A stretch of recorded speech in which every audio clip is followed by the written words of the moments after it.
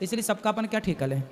और शरीर यहीं छूट जाता है, आत्मा जाती है अपने कर्मों के हिसाब से उधर स्वर्गलोक में सुख भोगने या पाप लोक में अपने कर्मों का उगरने के लिए। तो आत्मा को तो सुख दुख कुछ भी नहीं होता, तो उधर स्वर्ग में सुख कैसे भोगती है और नर्क में यातना कैसे भोगती है गुरुजी? पर सपने वाले शरीर को भी तो कुछ नहीं होता ना। सपने वाले शरीर को सूक्ष्म शरीर कहते हैं। उसको भी तो कुछ नहीं होता है। आवाज कोई अभी बताएंगे उसे क्या बोलते हैं? सूक्ष्म शरीर। सूक्ष्म शरीर। एक और शरीर होता है कारण शरीर, जिसके कारण हमें मनुष्य का जन्म मिला या कुत्ते का मिला या स्त्री का मिला या पुरुष का कारण। तो जब हम मरते हैं तो हमारा ये शरीर तो चिता पे जल जाता है।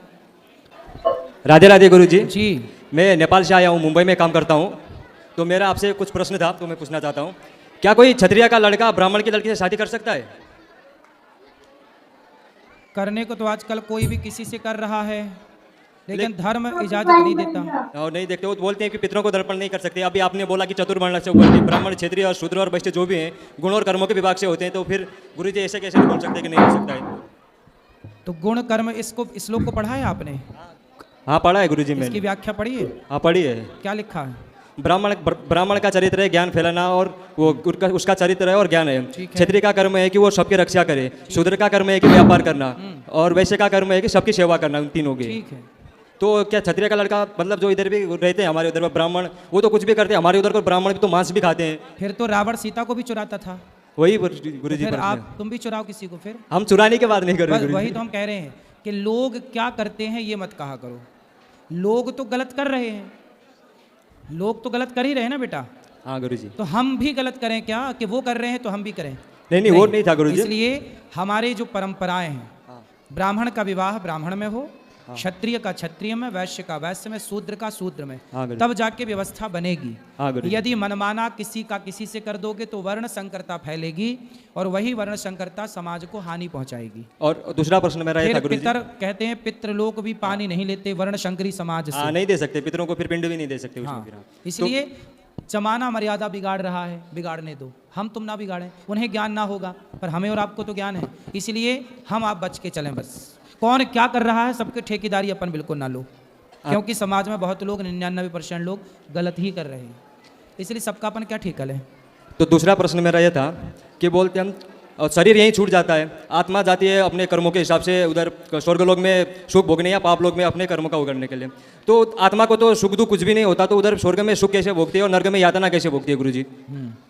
आत्मा को सुख दुख नहीं होता, पर ये बताओ कि आपको सुख दुख होता है कि नहीं? हाँ होता है। हमको किससे होता है?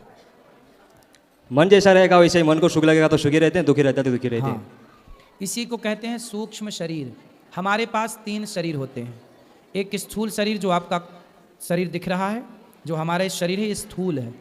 एक शरीर होता है सूक्ष्म। जब आप सोते हो ना तो आप सपने में देखते हो कि हम वृंदावन आए, फलाने से मिले, तो आप तो बिस्तर में सोए थे घर में, पर सपने में आप वृंदावन आ गए।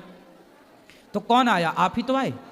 हाँ पर सपने वाले शरीर को भी तो कुछ नहीं होता ना। सपने वाले शरीर को सूक्ष्म शरीर कहते हैं। उसको भी तो कुछ नहीं होता है। आवाज कोई अभी बताएंगे उसे क्या बोलते हैं? सूक्ष्म शरीर। सूक्ष्म शरीर।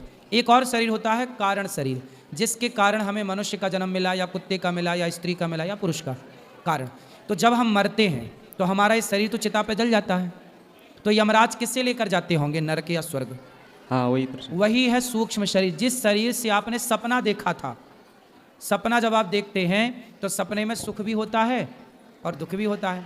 सपने में तो शरीर को सुख या दुख नहीं होता ना गुरुजी। उसमें आप सपने में जो मेरा शरीर है उसको आप कुछ काट भी दोगे तो दर्द नहीं होगा गुरुजी। सपने में दर्द तो नहीं होता, पर ये बताओ कि सपने में शेर दौड़े तो आदमी चिल्ला के उड़ जाता है कि नहीं? हाँ उठता है। फिर सपने में रोता है कि नहीं, हंसता है कि नहीं? हाँ या ना? सपने में भी आभास तो होती है ना बेटा। कई बार सपने में स्वप्न दोष होता है। क्यों हो गया? वहाँ तो कोई स्त्री नहीं थी, वहाँ तो कोई स्पर्श के लिए नहीं था, फिर क्यों आपका स्वप्न दोष हो गया? क्योंकि स्वप्न में भी जो आप क्रिया करते हैं वो शरीर प्रभावित हो रहा है। हाँ या ना? तो शरीर तो ये मर जाएगा, जल जाएगा, पर जो सूक्ष्म शरीर है उस सूक्ष्म शरीर 4 चीज़ों से मिलकर बना है। मन, बुद्धि, चित्त, अहंकार। कबीर जी कह रहे हैं कि माया मरी न मर मरा, मन मरा मर मर गया शरीर, आशा तृष्णा ना मरी, कह गए दास कबीर। तो हमारा जो मन है वह मन ही यमदूत पकड़ कर ले जाते हैं, वही स्वर्ग नरक का भोक्ता बनता है, और जब अगला जन्म मिलता है आपको तो वही सूक्ष्म शरीर लेकर आप फिर पैदा होते हैं। ये शरीर बदलता है पर सूक्ष्म शरीर कभी नहीं बदलता। तो एक और लास्ट प्रश्न था मेरा गुरुजी, जो भी महिलाएं हैं तो उनका मानसिक धर्म होता है, तो उसमें उनको अपवित्र क्यों बोला जाता है गुरुजी? अपवित्र नहीं महिलाओं का बोला मानसिक जाता, धर्म होता है जो अपवित्र नहीं बोला जाता। हमारे उधर वो पूजा नहीं कर सकते, खाना वाने को छू नहीं सकते कहीं भी। ऐसा है ना, उसका बेटा एक साइंस है, विज्ञान, समझते हो ना। हाँ समझते हैं गुरुजी। आज के 100 साल पहले क्या पक्के घर होते थे? नहीं होते थे। आज के 100 साल पहले जंगल बहुत थे, और जंगल में भेड़िया थे, शेर थे और हिंसक प्राणी थे, पशु पक्षी थे या नहीं थे गुरुजी? थे। उस जमाने में महिलाएं जो हैं आज की तरह ना, जैसे स्त्रियां जब मासिक धर्म आता है तो आज ना बहुत सारी व्यवस्थाएं हैं मासिक धर्म को, वो ब्लड जो निकलता है उसे रोकने के लिए। उस जमाने में ना पहले ऐसी सुविधाएं नहीं थी। क्या होता था कि महिलाएं कपड़े का प्रयोग करती थी आज के 100 साल पहले मासिक धर्म में, रक्त के संचार को रोकने के लिए कपड़े का। फिर वो कपड़ा कहीं ना कहीं धो करके सुखाती थी, तो जो भेड़िया होता था या हिंसक प्राणी होता था, पशु पक्षी, वो खून की गंध कई किलोमीटर दूर से पा जाता था। तो जैसे महिलाओं को मासिक धर्म आया तो वो महिलाओं के जो खून निकला उस खून की गंध से वो आ जाता था और महिलाओं को अटैक करता था। इसलिए हमारे पूर्वजों ने कहा कि जब मासिक धर्म आए तब तुम्हें घर से बाहर नहीं निकलना है, तो गुरुजी मंदिर नहीं जाना है, उस समय कार्य नहीं करना है, ठीक है, इसलिए रोक दिया गया। उस समय महिलाओं को दर्द भी होता है कमर में, पेट में, पीठ में, तो आप रेस्ट करो 4 दिन 7 दिन जो भी हैं। अब रही बात पूजा की, तो पूजा आप बिस्तर पर पड़े पड़े मासिक धर्म, उस समय भगवान का स्मरण करते रहिए। भगवान का स्मरण करने का थोड़ी मना किया है, भगवान का चिंतन तो आप किसी भी हाल में कर सकते हैं। भगवान को स्पर्श नहीं करना, उसकी भी एक मर्यादा है। जब मासिक धर्म होगा तो स्त्री अस्वस्थ होती है, उस समय स्वस्थ नहीं होती, वो दर्द से प्रताड़ित होती है, उस समय उसका मन पूजा में लगेगा ही नहीं। तो उसके लिए कहा कि भाई तुम्हारा मन लगना ही नहीं है तो आप पूजा ना करो, चुपचाप बैठ के केवल कमरे में भगवान का ध्यान करो। तो उस समय ध्यान की है, स्पर्श की पूजा का विधान नहीं है। ये सब चीज़ें बहुत साइंटिफिक है। उस जमाने ये सब आज थोड़ी बन गई, आज तो सब चीज़ों की व्यवस्था हो गई है।